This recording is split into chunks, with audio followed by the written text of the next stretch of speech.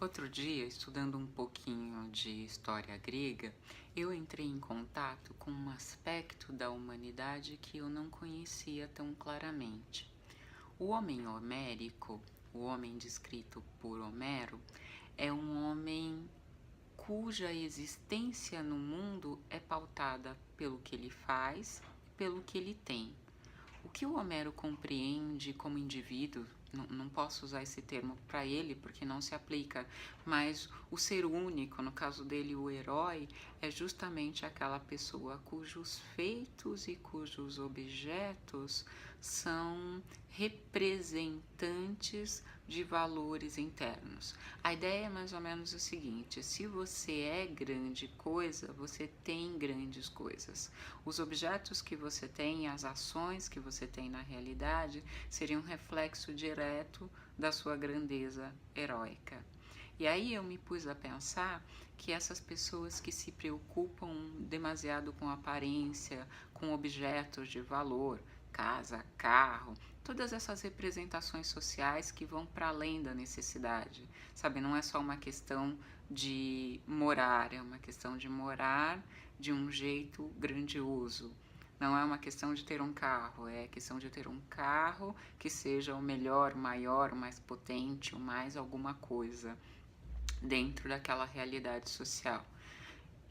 A minha visão original é de que se tratava de uma pessoa banal, uma pessoa consumista que, ao invés de cultivar valores internos como justiça, bondade e respeito, se preocupava na aquisição desenfreada de objetos. Estudando Homero, eu entendi que não, que pode ser apenas uma expressão direta. Talvez eu utilize os objetos que eu tenho para significar virtudes que não são evidentes senão através de representações. Eu sei, vocês podem me dizer que isso está no campo da fantasia ou da minha idealização. Eu não descarto isso, mas eu gostei da possibilidade de pensar que, para além da tradução do consumismo direto, as pessoas que se preocupam em ter objetos grandiosos estejam querendo se realizar através dessas construções. Isso casa muito bem com a nossa concepção humana de que nós realizamos as nossas capacidades cognitivas através da construção de objetos. Quando a gente vai estudar os seres humanos primitivos, nós estudamos as suas ferramentas, os instrumentos que eles utilizavam para lidar com a realidade. E através da sofisticação desses instrumentos, nós presumimos as suas capacidades cognitivas, a sua sofisticação mental e a sua aptidão física.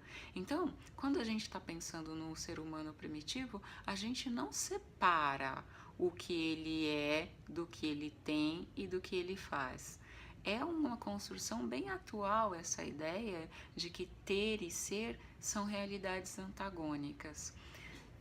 Claro, evidentemente eu entendo do que está sendo dito, eu entendo até numa questão de economia de tempo, a ideia de que se você se preocupa demais em acumular dinheiro para ter posses, muito provavelmente você não tem tempo de se dedicar a virtudes. É aquela mesma história de que se você é intelectual, você não pode ser malhado, porque para ter um corpo malhado, um corpo definido, você precisa dedicar horas à academia, ao exercício físico, à alimentação, e não é possível nessa concepção de realidade que você tenha tempo para ter essa dedicação e ao mesmo tempo para estudar e se tornar um intelectual.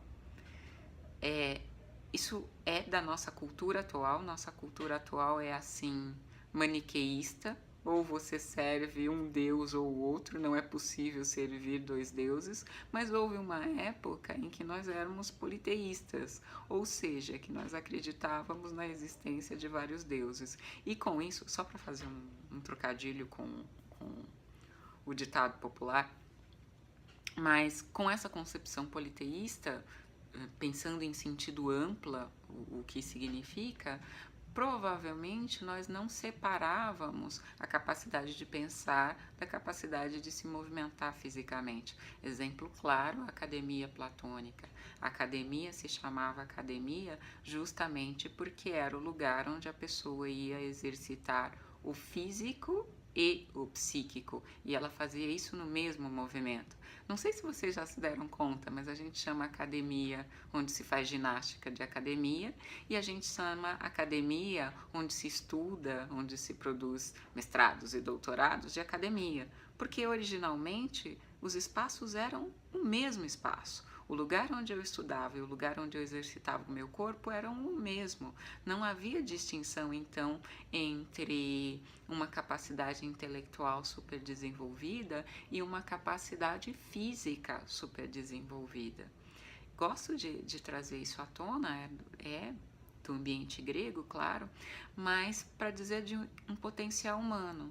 Ou seja, não é da natureza nossa que nós tenhamos que ter esses referenciais separados. Eu posso ser estudiosa e ser esportista. Eu posso ser uma pessoa que dá valor a objetos e que gosta de se expressar através de objetos, valiosos ou não, e ao mesmo tempo ser uma pessoa que cultiva valores de justiça e bondade.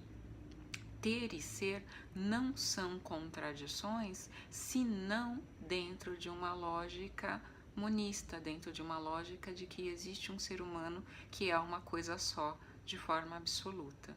Coisa que para a psicanálise não se sustenta nem em pensando no próprio indivíduo. A própria noção de eu na psicanálise é trina. Então, quando eu digo eu, na verdade eu deveria dizer nós, porque são algumas instâncias mentais que têm que entrar em acordo para eu definir esse eu. Logo, essa ideia de que eu só posso um aspecto da realidade, seja ele qual for, para nós não se aplica, é uma limitação e